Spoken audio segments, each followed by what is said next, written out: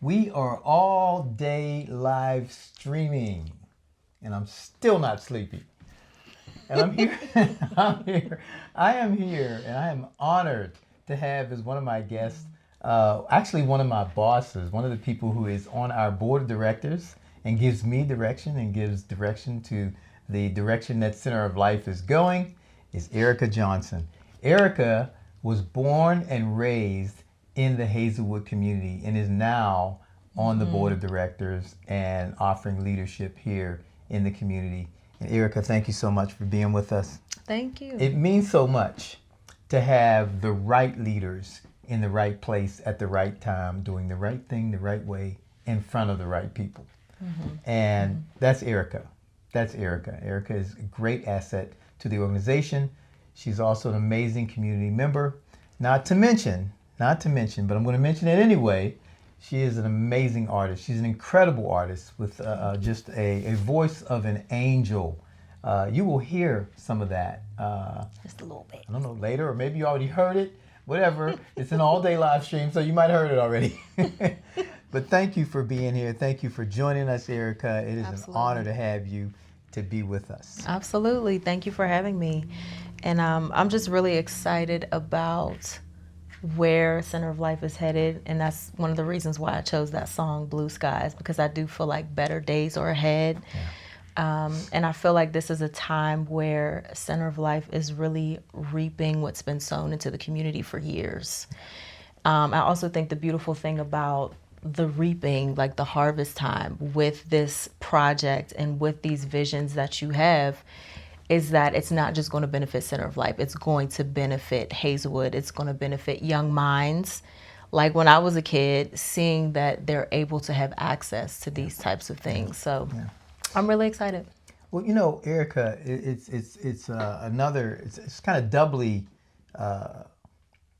honor for me to be able to interview you because you were in Head Start with my second son, with Isaiah, and this was many years ago. So this would have been probably. Should I even say the year? Don't say I it. won't No, say you can the say year. it. But I'm anyway, I joking. think it was like 2000 and no, it wasn't 2000. It was in the 90s. Yeah, It would have been in the yeah. 90s. Yeah, it would have been in the 90s. So Isaiah and Isaiah's out there watching somewhere because he's going to be. You'll see Isaiah a little bit later on in the show.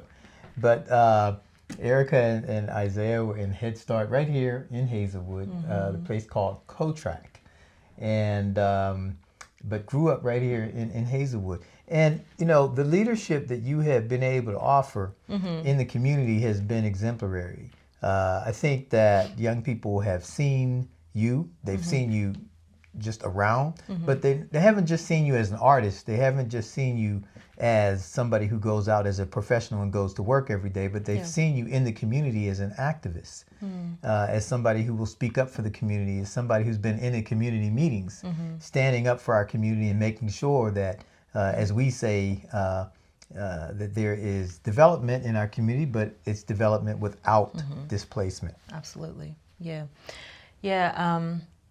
I think it's really important to continue to like advocate for yourself in the rooms where the decisions are being made, and being a part of Center of Life. It's kind of like a part one and a part two, because when you're in Center of Life and when you're listening to the leaders, when you're at the meetings, you're hearing all of the creativity that goes into making the decisions for the community. And you're seeing like the whole process and how much, I don't want to say blood, sweat, and tears to be dramatic, but how much blood, sweat, and tears, like how much actually goes into putting a vision together and building an organization and supporting families and communities.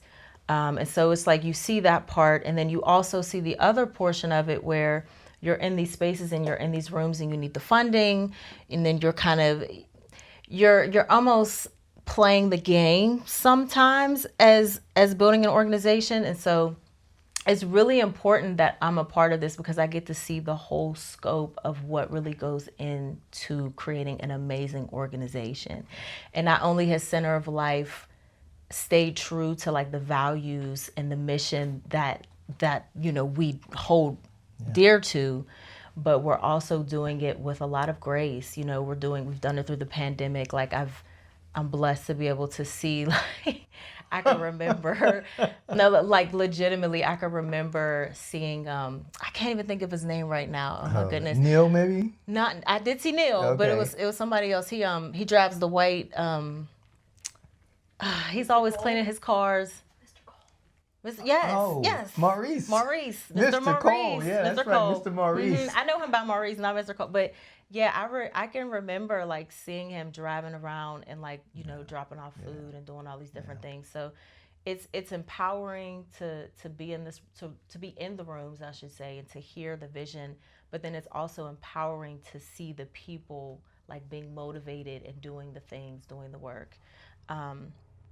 I also feel like it's important to share that with COL, I remember when I got out of, this was college. I think I just came back from living abroad. And it was really like an emotional space for me. It's like, and this, I think this is common and it's important for young people to know growing up in any community. You know, you have to have like a sense of purpose and really know what it is that you want to do, because that's going to help and drive you in those hard times of doing the work, right? Doing the activism work, anything that you're really passionate for. And so I remember coming back from living abroad, and I remember wanting to work with young girls. I remember wanting to focus on like the psychological, psychosocial, socio-emotional supports. And Center of Life was like the only thing that was really happening with youth in the neighborhood at the time. And so I remember coming to PT, asking you about, I have this program idea, it's a pilot. And, you know, it was called the Healing Intensive. It's so long, y'all. Okay. The Healing Intensive Creative Arts Program. But we used the arts, and we talked to the girls, and we poured into their self-esteem as best as we could. And I'm just grateful that, you know, there was a leader in this neighborhood that was saying yes to me. Like, you were that opportunity. And that opportunity opened so many doors for me. Like, I got grant funding because of it to do other creative arts-based projects. And so it's just really important to see leaders in Hazelwood like yourself with organizations to know that it's a possibility to do something like that. And it's also important that I would just follow in those footsteps to create the creativity and the purpose-driven things that I want to do to support people and families. So yeah, I feel like I've talked a lot. I think that's a good amount for your question. Well, I'll tell you this: this building that we're working on is really a culmination of the visions that you and the people of Hazelwood have cast for many, many years. So it's not like a secret. It's not like something that we just dreamed up or conjured up. Right. It's something that the community has been wanting for a long time, and now we're real close. And so I'm excited. I'm excited to see you in there. In particular, when I see you walking in there, it's going to be like, wow, she was in Head Start with my son. You know? And so that's going to be a really fun day when we get to do that. And it's coming. We just got to be patient. You know, we have our ups and downs, but we just got to stay the course, keep our feet moving. Thank you for your leadership. Your steady leadership, helping us to stay to be stable and to be responsible with the monies that we get, any kind of resources that we get. Thank you for all of that, and thank you for being a leader, and thank you for your music. Your music is really it's a thinking music. It's the kind of music that makes you pause and reflect. And pause and reflect in a place where you need to be. Yeah. And that's the first time I ever heard you sing one of your songs. I felt like that. I was like, wow. You know, I'm thinking about my space.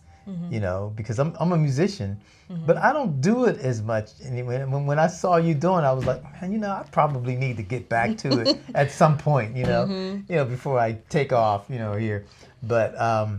You know, you're very encouraging, very inspirational, and the work that I've seen you do, your album is amazing. I don't know if there's a second album that's coming. There is, yeah, there is. It's pulling a lot out. It's like, oh yeah, no, like we should talk about it a little bit. Sure, I mean, yeah, the first, it was an EP. called Prescription Melodies, but I'm working on an actual album. It's going to be called In the Mood For. And yeah, it's going to be a little deep. I feel like it'll really show a lot of different sides of me as an artist, like as a poet. I like spoken word. I love jazz. I love neo soul and Jay Dilla and the whole groove funk feel.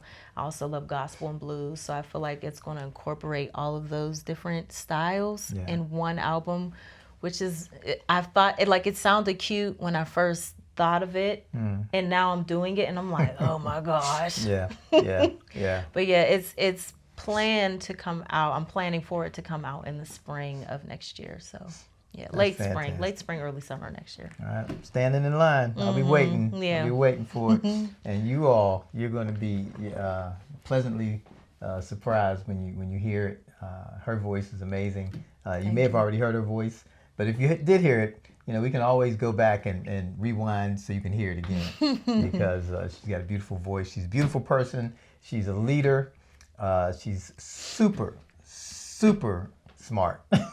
Super smart, and she is an entrepreneur. She is an entrepreneur and changing the world in her own way, just really leaving her fingerprints in different places. And so thank you. Thank you for coming. Thank you. Thank you all for being with us. Stay with us. It's an all-day live stream. Why should people give to this project? Like, should they give us money? Absolutely. Oh my goodness. Wow. It's going to inspire so many adults, so many families, so many children. It's going to allow for there to be more space. It's going to allow for projects and things that a little girl like myself or I'll say a young adult like myself had. It's going to support sustainability and just pouring resources. I mean, the list goes on. Yeah, it goes on. Yeah, but it's needed. Yeah. It's truly needed. Well, I'm sure there's been different things going across the screen to show how you can give, how you can support this project. It's a world-class building. It's going to be, we're taking the Living Building Challenge. And so we have no idea how far up the ladder we're going to get, but we're going to climb as far as we can climb. And but we're not going to be an enemy, to being able to complete this thing. We want to make sure we can complete it and get it done. And then we'll see what phase 2 is going to look like maybe in the future. But thanks for joining us. We'll see you soon. Stay with us.